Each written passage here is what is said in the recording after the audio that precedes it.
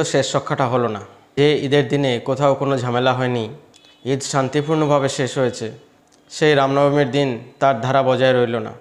মমতা ব্যানার্জি যেমন উস্কানিমূলক ইঙ্গিত দিয়েছিলেন, সারাদিন ভেবেছিলাম সব কিছু শান্তিপূর্ণভাবে হচ্ছে, কিন্তু শেষ পর্যন্ত মুর্শিদাবাদের শক্তিপুরে দেখা গেল দাঙ্গাইরা রামনবমীর মিছিলের উপরে ছাদের উপর থেকে জমানো ইট পাথর এগুলো ছুঁড়ছেন।